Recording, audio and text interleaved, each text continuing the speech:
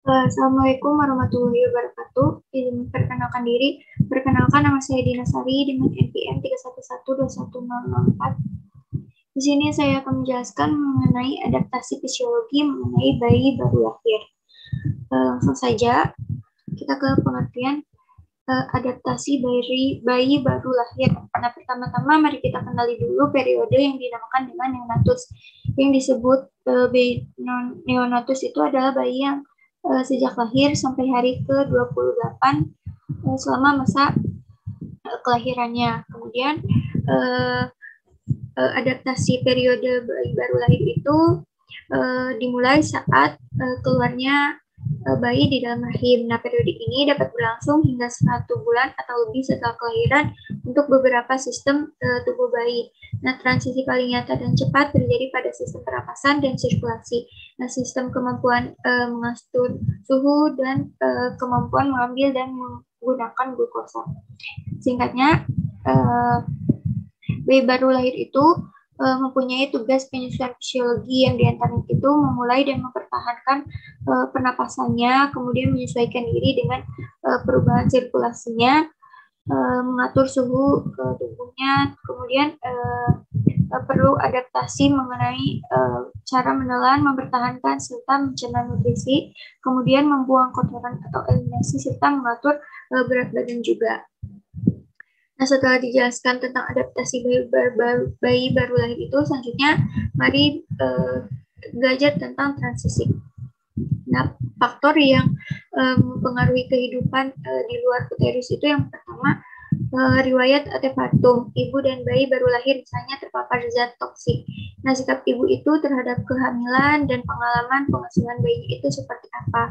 Itu dapat mempengaruhinya. Kemudian riwayat intrapartum ibu dan bayi baru lahir. Nah, misalnya lama persalinan, tipe analgesik atau anestesi intrapartumnya itu tentu akan mempengaruhi kehidupannya di luar uterus karena pada saat bayi sudah keluar dari rahim ibu itu bayi bisa melakukan transisi dari kehidupan intrauterin ke kehidupan ekstrauterin. Nah, kemampuan petugas kesehatan dalam mengkaji dan merespon masalah dengan tepat pada saat terjadinya. Kemudian perubahan sistem pernapasan. Yang pertama itu ada perkembangan paru-paru atau memulai dan mempertahankan bagaimana cara beliau bernapas. Nah, sebenarnya paru itu berasal dari benih yang tumbuh di rahim, yang bercabang-cabang dan beranting menjadi struktur pohon bronkus. Proses ini berlanjut dari kelahiran hingga sekitar usia 8 tahun ketika jumlah bronkus dan alveol sepenuhnya berkembang, walaupun janin memperlihatkan gerakan pernapasan pada trimester 2 dan 3. Kemudian ketidakmatangan paru terutama akan mengurangi peluang kelangsungan hidup bayi baru lahir sebelum usia 24 minggu. Nah, keadaan ini karena keterbatasan pembukaan alveolus, nah kemudian ketidakmatangan sistem kapiler paru dan tidak mencukupinya jumlah surfaktan. Kemudian awal timbulnya pernapasan. Nah, dari awal pada timbulnya pernapasan itu ada 2 faktor yang berperan pada rangsangan napas pertama bayi. Yang pertama itu ada hipoksia pada akhir persalinan dan rangsangan fisik lingkungan luar rahim yang merangsang pusat pernapasan di otak. Kemudian ada tekanan di dalam dada yang terjadi melalui pengemisan paru selama persalinan merangsang masuknya udara ke dalam paru secara mekanik. Kemudian interaksi antara sistem pernapasan, kardiovaskuler, dan susunan saraf pusat menumbuhkan pernapasan yang teratur dan berkesinambungan serta denyut yang diperlukan untuk kehidupannya.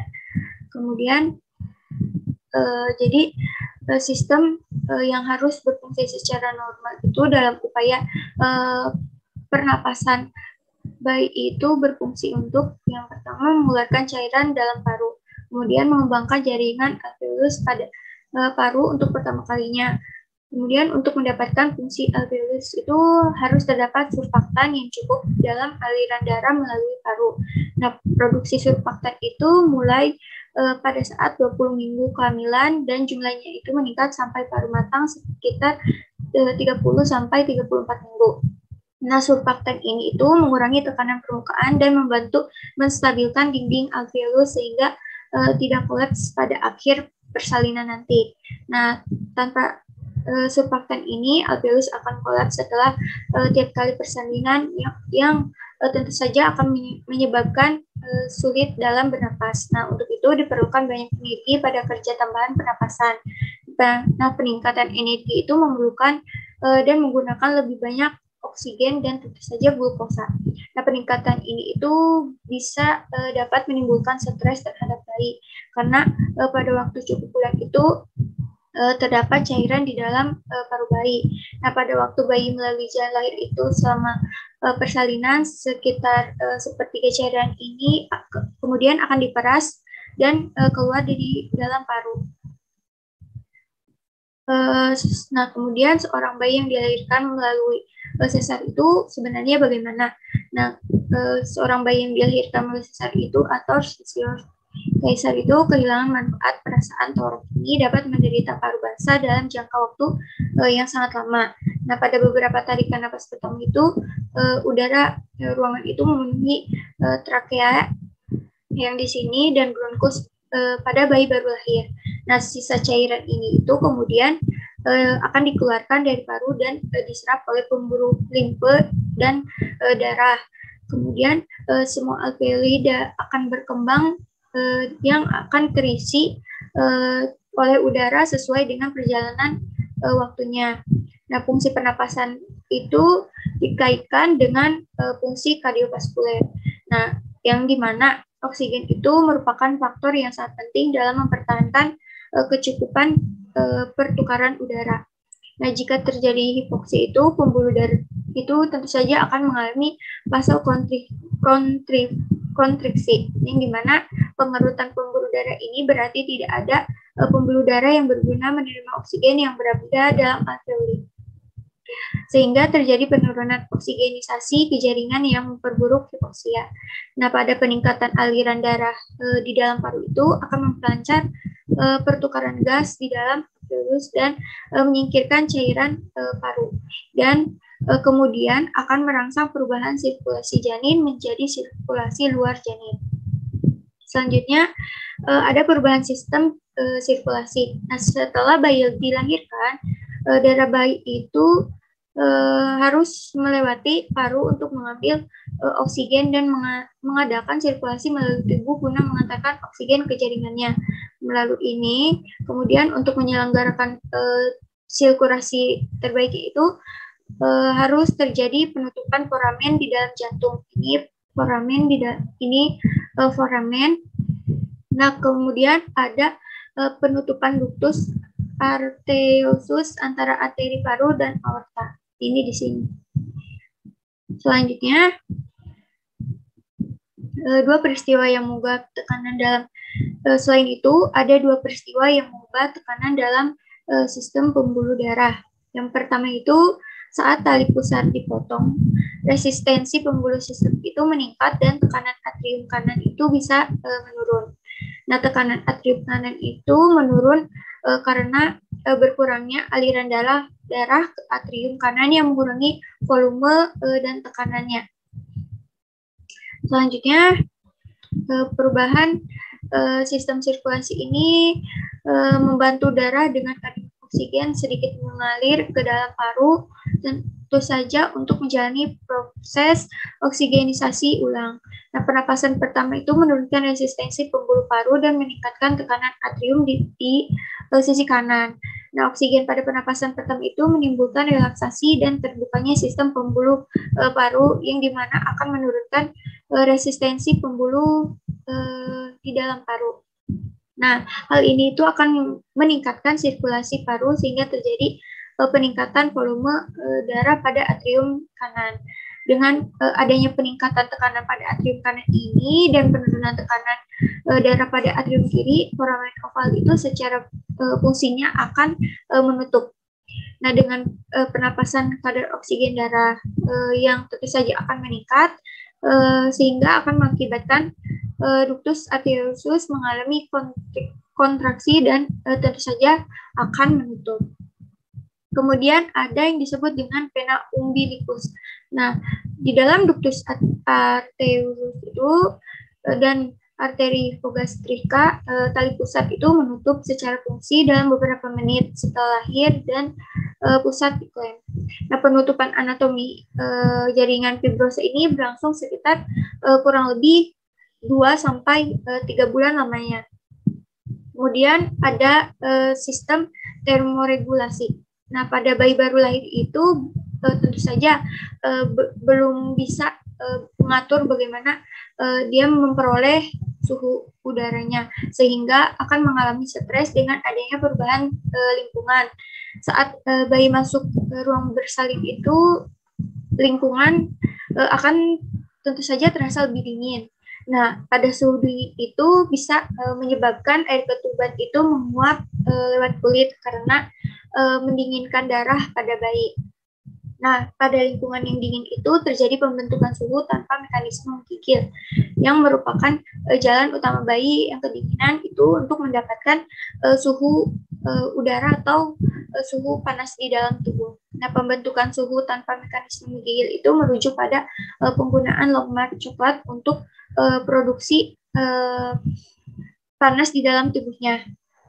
Kemudian pada timbunan lemak coklat itu terdapat pada seluruh tubuh yang mampu meningkatkan panas sebesar 100%, maka itu merupakan hal yang dapat membakar lemak bayi yang membutuhkan glukosa guna untuk mendapatkan energi yang mengubah lemak itu menjadi sesuatu pengantar panas. Nah, lemak coklat itu tidak dapat diproduksi oleh bayi baru lahir karena cadangan lemaknya itu akan habis dalam waktu singkat karena stres. Nah, semakin lama usia kehamilan itu, maka semakin banyak persediaan lemak coklat pada bayi. Nah, pada bayi yang kedinginan itu tentu saja akan mengalami suatu peristiwa yang dinamakan dengan hipoglikemi atau hipoksia dan asidosis. Kemudian pencegahan kehilangan panas itu menjadi prioritas utama dan bidan itu harus wajib meminimalkan kehilangan panas pada bayi baru lahir. Yang pertama itu pada fungsi otak. Nah, di dalam fungsi otak itu memerlukan jumlah glukosa tertentu. Nah, pada bayi baru lahir itu biasanya glukosa darah akan turun dalam waktu yang sangat cepat. Nah, penggunaan gula darah dapat terbagi menjadi 3 cara. Yang pertama itu melalui penggunaan ASI. Setelah lahir, bayi itu didorong untuk secepat mungkin menyusu pada ibunya. Kemudian melalui penggunaan cadangan glikogen atau glycogenolysis, kemudian melalui pembuatan glukosa dari sumber lain terutama lemak. Bayi baru lahir itu tidak dapat menerima makanan dalam jumlah yang cukup, yang dimana pada hal ini tuh akan membuat glukosa dari glikogen dapat terjadi jika bayi mempunyai persediaan glikogen yang sangat cukup. Selanjutnya ada sistem termoregulasi. Bayi yang sehat itu tentu saja akan menyimpan glukosa dalam bentuk glikogen, terutama dalam hati selama bulan-bulan terakhir kehidupannya di rahim. Nah, pada bayi baru lahir itu akan mengalami hipotermia yang mengakibatkan hipoksia, yaitu akan menggunakan persediaan glikogen dalam jam pertama kehidupannya. Sangat penting juga untuk menjaga kehangatan bayi segera setelah kelahirannya. Nah, bagaimana jika persediaan glukosa itu tidak sesuai? Nah, sebenarnya jika persediaan glukosa itu digunakan pada jam pertama kehidupannya, maka otak itu dalam keadaan beresiko karena bayi baru lahir itu merupakan periode yang rentan atau kurang bulan. Lewat bulan, hambatan pertumbuhan dalam rahim itu akan mengakibatkan suatu resiko utama karena simpanan energinya itu akan berkurang atau digunakan pada saat sebelum kelahirannya. Kemudian hal ini akan memicu yang dinamakan dengan gejala hipoglikemi. Gejala hipoglikemi itu antara lain itu seperti kejang-kejang halus, sianosis, tangis lemah, lunglai atau bayi itu bisa menolak makanan untuk pertama kalinya. Nah, tentu saja hal ini sangat membahayakan karena akan berakibat jangka panjang yang disebut dengan hipoglikemia, yang merupakan suatu kerusakan yang tersebar ke seluruh sel-sel di dalam otak. Kemudian ada sistem gastrointestinal. Nah, sebelum lahir itu janin cukup bulan akan mulai menghisap dan menelan. Nah, pada tahap itu janin akan mulai mencoba untuk menghisap dan menelan makanan yang diperolehnya, yang disebut dengan refleks gumo dan batuk yang matang itu sudah bisa mulai terbentuk. Kemampuan bayi cukup bulan itu menerima dan menelan makanan secara terbatas karena hubungan esofagus itu belum sempurna sehingga mudah gumo terutama pada bayi baru lahir dan bayi yang sangat muda. Kapasitas lambung itu tentu saja akan sangat terbatas mulai dari 30 cc untuk bayi cukup bulan. Nah, kapasitas lambung itu akan bertambah bersamaan dengan tambahnya umur usus bayi. Nah, usus bayi itu masih belum matang karena tidak mampu melindungi diri dari zat yang berbahaya. Nah, kemudian kolon bayi itu kurang efisien karena dalam mempertahankan air itu dibanding dengan dewasa, sehingga akan menyebabkan diare menjadi serius pada bayi baru lahir. Kemudian ada sistem imunologi. Nah, sistem ini merupakan tahap atau sistem imunitas pada bayi baru lahir. Sistem imunitas bayi baru lahir itu masih belum matang sehingga rentan terhadap berbagai infeksi dan alergi, sehingga sistem imunitas yang matang itu bisa menyebabkan kekebalan alami dan juga bisa menyebabkan kekebalan buatan. Nah, kekebalan alami itu terdiri dari struktur tubuh yang mencegah dan meminimalkan infeksi. Nah, beberapa contoh kekebalan alami itu seperti perlindungan kulit oleh membran mukosa, kemudian fungsi saringan saluran dalam pernapasan, pembentukan koloni mikroba oleh kulit dan usus, perlindungan kimia oleh asam lambung. Kemudian pada sistem imunologi juga dapat menyebabkan kekebalan alami yang dimana pada saat ini itu disediakan pada tingkat sel darah yang membantu bayi baru lahir itu membunuh mikroorganisme yang sangat asing. Tetapi sel darah itu masih belum matang sehingga bayi belum mampu mengelokasikan dan memerangi infeksi secara efisien, sehingga kekebalan akan muncul kemudian. Reaksi bayi terhadap antigen asing itu masih belum bisa dilakukan sampai awal kehidupannya karena tugas utama bayi dan anak-anak awal itu membentuk kekebalan.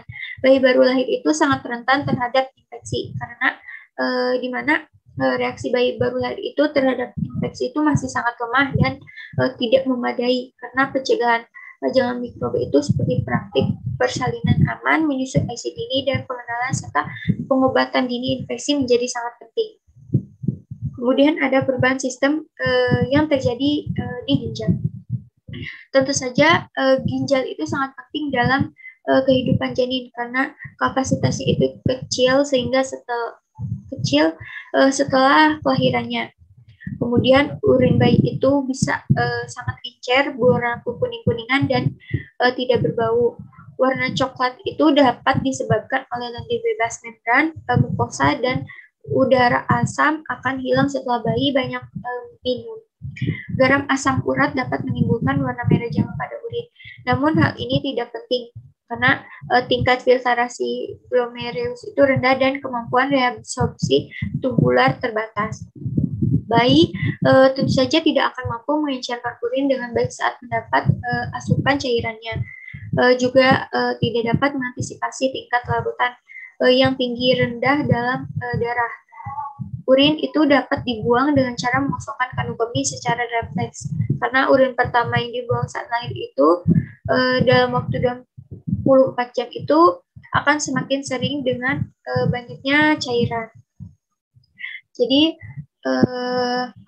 singkatnya adaptasi penyesuaian fisiologis pada bayi baru lahir itu dimulai pada saat memulai dan mempertahankan pernapasan, menyesuaikan diri dengan perubahan sirkulasi, mengatur suhu tubuh, serta bayi itu bisa beradaptasi dengan cara menelan, mempertahankan, serta bagaimana dia mencerna nutrisinya. Kemudian pada sistem-sistem yang berhubungan itu tentu saja akan saling berkaitan. Demikian yang bisa saya sampaikan mengenai adaptasi fisiologi pada bayi baru lahir. Saya cukupkan. Terima kasih. Wassalamualaikum warahmatullahi wabarakatuh.